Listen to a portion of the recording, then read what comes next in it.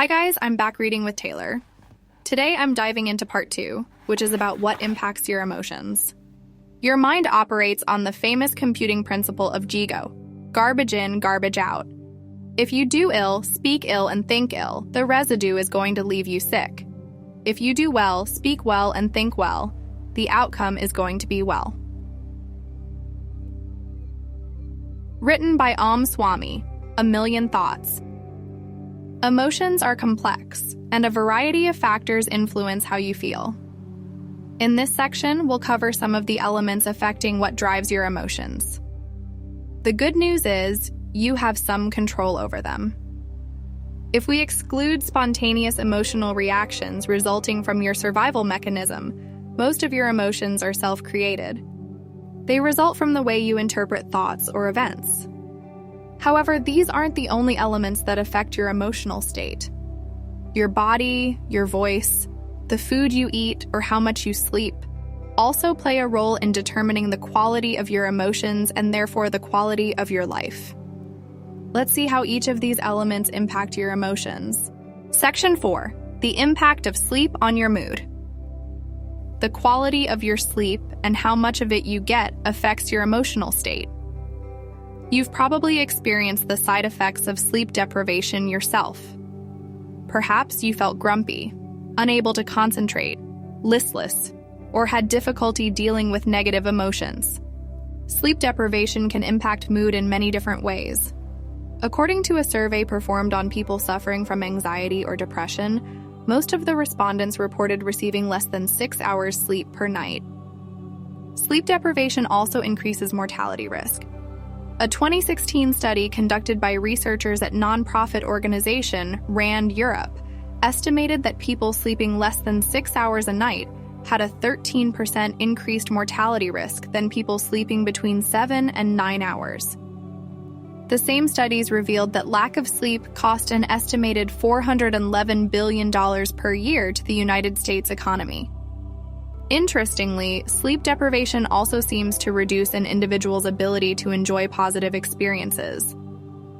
One study shows that, while people who had enough sleep did experience a positive effect from such experiences, no such effect was generated in people who were sleep deprived. How to improve the quality of your sleep? There are many ways to improve the quality of your sleep. Let's go over some of them. Make sure your bedroom is pitch black. Many studies have shown that the darker the bedroom is, the better we tend to sleep. If your room isn't pitch black, what can you do to make it darker? Maybe you can buy a sleep mask or curtains that do a better job at blocking daylight. Avoid using electronic devices. This applies to smartphones, tablets, televisions, and the like. According to sleepfoundation.org, studies have shown that even our small electronic devices emit sufficient light to miscue the brain and promote wakefulness.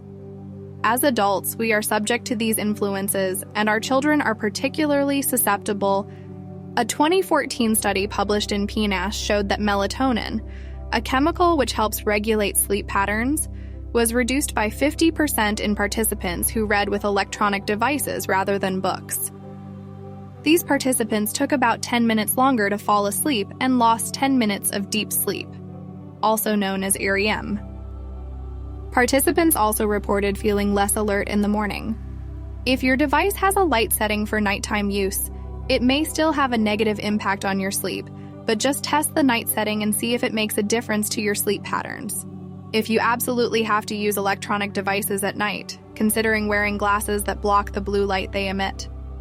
It's best to put the glasses on a few hours before you go to bed. Relax your mind. If you're like me, you may have all kinds of thoughts running through your head when it's time to fall asleep. I tend to get very excited about new ideas I have or things I want to do. As a result, I often feel as though there are so many things I could have completed during the day, and these feelings make it difficult for me to sleep. Aside from turning off electronic devices before bed, I've found that listening to soothing music really helps. Reading a physical book can also help me relax, as long as I don't get too excited by the book, which has been known to happen. Avoid drinking too much water within 2 hours of going to bed. This one is obvious, but still worth mentioning. If you have to go to the bathroom in the middle of the night, it's going to interrupt your sleep pattern. This, of course, will probably make you more tired the next day. Have an evening ritual. This alone will help you fall asleep more easily. It's best to try going to bed at the same time every night, including the weekends. If you like to go out during the weekend and stay up late, this will present a challenge, but I encourage you to give it a try and see how it goes. An evening ritual will also help you stay on track with your morning ritual. It will be easier to wake up every day at the same time without feeling tired if you have a morning and a nighttime ritual. If you do go out and stay up late during the weekend, one thing you can do is still wake up as early as during the weekdays and have a couple of naps throughout the day as necessary. If you have difficulty sleeping well, try to implement some of the things mentioned above. The best advice I can give you is to keep trying different strategies until you figure out what works best for you.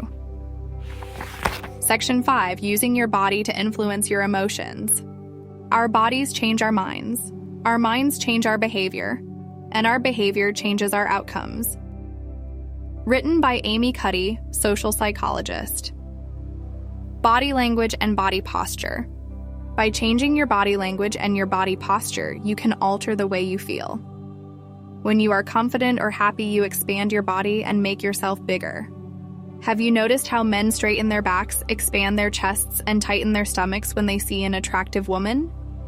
That's an unconscious behavior designed to show confidence and power, the same way gorillas pound their chests. In one of her experiments, Amy Cuddy, a social psychologist at Harvard Business School, showed that participants who adopted a high-power pose for just 2 minutes displayed characteristics similar to those of confident and powerful people. More specifically, she noticed the following hormonal changes. After adopting a high-power pose for 2 minutes, testosterone increased by 25%, cortisol decreased by 10%, and risk tolerance increased, with 86% of participants choosing to partake in a game of chance. After adopting a low-power pose for 2 minutes, testosterone decreased by 10%, cortisol increased by 15%, and risk tolerance decreased, with only 60% of participants choosing to partake in a game of chance. As you can see, you can actually change the way you feel merely by changing your body posture or facial expression. It is what some people call fake it until you make it. For instance, you can put a smile on your face to make you feel happier.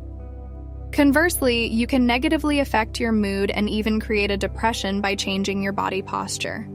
David K. Reynolds, in his book Constructive Living, explained how he changed his identity for his alter ego, David Kent, and created a depressed, suicidal patient.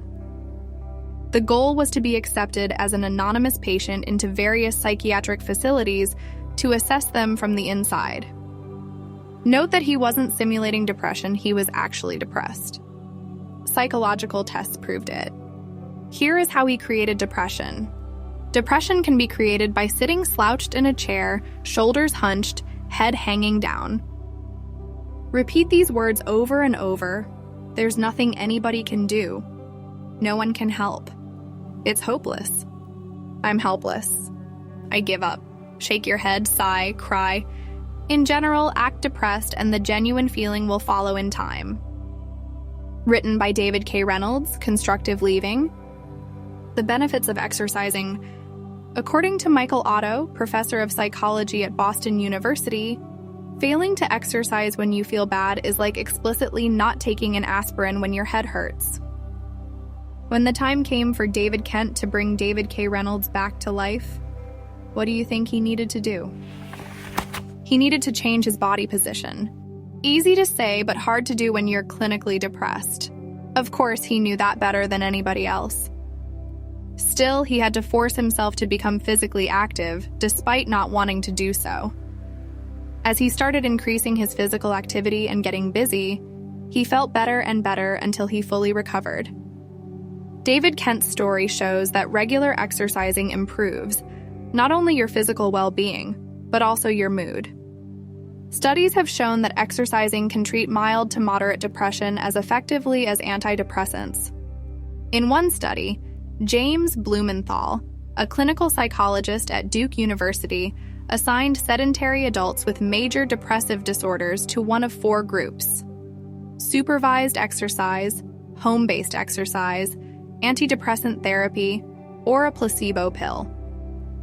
After 4 months, Blumenthal found that patients in the exercise and antidepressant group had the highest rates of remission. In his conclusions, he stated that exercise has more or less the same effect as antidepressants.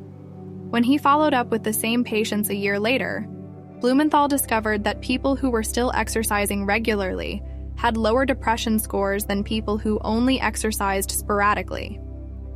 Exercise seems to not only help treat depression, but also to prevent relapse. So, when it comes to mastering your emotions, make sure exercising is part of your toolbox. Fortunately, you don't have to run 10 miles a day to reap the benefits of exercise. Simply walking for 30 minutes 5 days a week can work wonders. According to research published in PLOS Medicine, 2.5 hours moderate exercise a week could add 3.25 years to your lifespan. Another study of 5,000 people in Denmark showed that individuals who exercised regularly lived 5 to 7 years longer than sedentary counterparts. As for the benefits of exercising on your mood, they are both immediate and long-term. Professor of Psychology, Michael Otto, says you usually derive a mood enhancement effect within 5 minutes of partaking in moderate exercise. And, as we've just seen, exercising regularly improves your long-term mental health and can be as effective as antidepressants. What about you? What activity are you going to take on to improve your mental and physical health? Section 6. Using your thoughts to influence your emotions. You become what you think about all day long. Written by Ralph Waldo Emerson, essayist and poet. Your thoughts define who you are and create your reality. That's why you should channel your thoughts towards what you want, not what you don't want.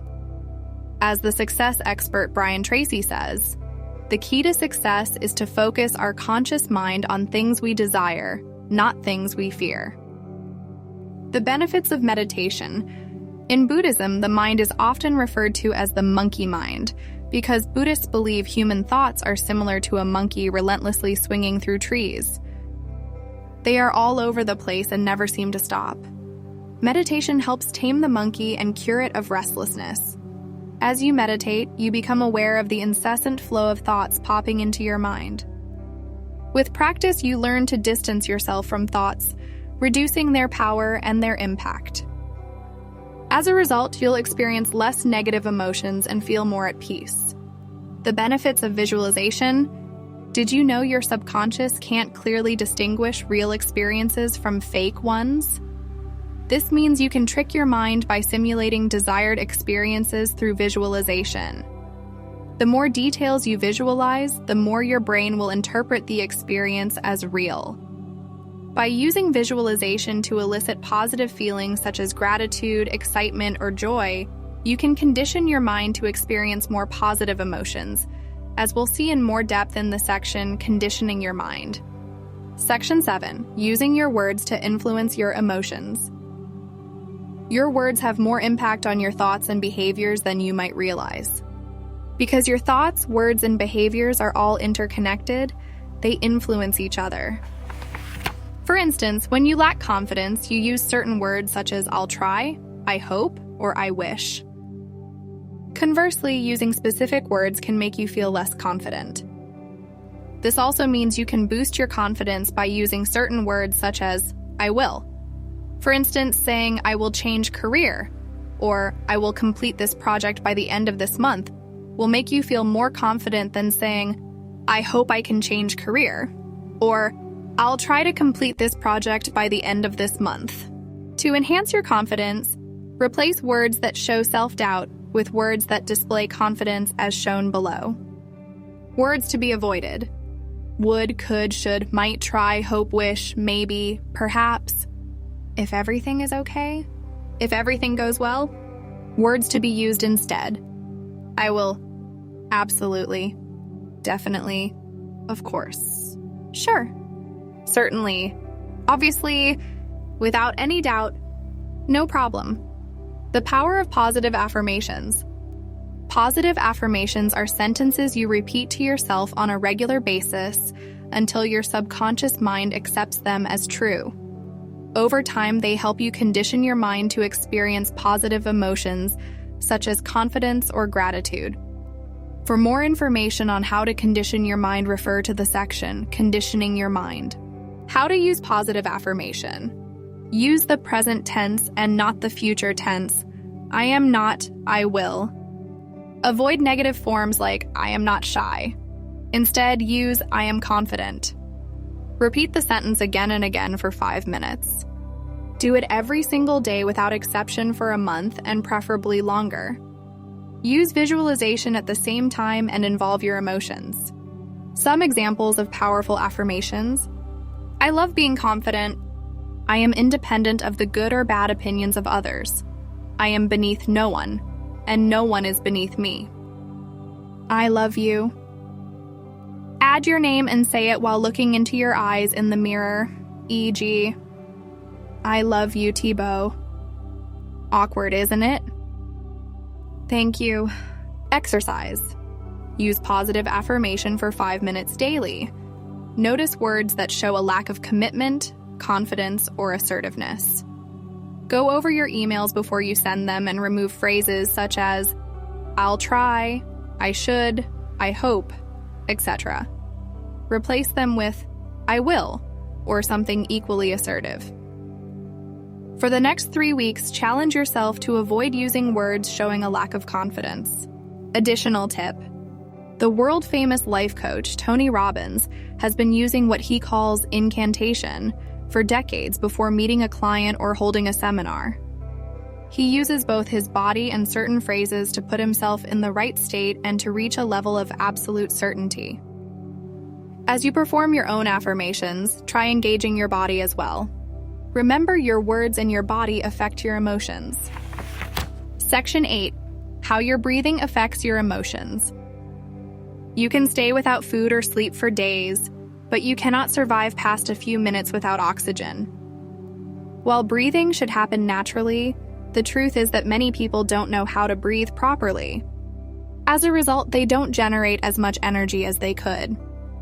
These individuals tire more easily than others, which affects their mood and make them more prone to experience negative emotions. Proper breathing benefits you in different ways. Slowing your breathing helps reduce anxiety. In breath walk, breathing your way to a revitalized body, mind, and spirit. Guru Charan Singh Khalsa and Yogi Bhajan mention the following benefits from slow breathing. 8 breathing cycles per minute. Relief from stress and increased awareness. 4 breathing cycles per minute. Intense feelings of awareness, increased visual clarity, heightens bodily sensitivity. 1 breathing cycle per minute. Optimized cooperation between brain hemispheres, dramatic calming of anxiety, fear, and worry. Rapid breathing, such as the breath of fire, allows you to release stress, be more alert, and have more energy alongside with other benefits. Section 9. How your environment affects your emotions. Your environment also influences the way you feel. By environment, I mean everything around you can affect you in some way. It could be people you hang out with, TV shows you watch, or the place you live. For instance, negative relatives may drag you down, while a messy desk may be demotivating. I've noticed that when I feel demotivated, decluttering my desk, cleaning my room, or reorganizing files on my computer often gives me a boost of motivation. For more on how you can use your environment to change your emotions, see the section, Changing Your Environment. Section 10. How music affects your emotions. We all know music affects our mood. Who hasn't listened to Rocky's song while working out? For instance, music can help you relax when you're tired, motivate you when you're in a slump, help you persevere when you're at the gym, help you access feelings of gratitude, and put you in a positive mood state. Some studies have shown that listening to positive music can help people boost their mood. In a study conducted in 2012, participants reported higher positive mood after listening to a positive song for just 12 minutes, 5 times over a 2-week period. Interestingly, it only worked with participants who were told to make an effort to boost their mood. All right, bookish buddies, that wraps up today's chapter in our literary journey. If you found our time together as enchanting as I did, consider hitting that subscribe button. Stay in the loop for all things book-related. I'm eager to hear from you, so drop your book suggestions in the comments below. Get ready for the upcoming segment on my channel. Wishing each of you fantastic days filled with the magic of reading. Until our next chapter, take care and farewell.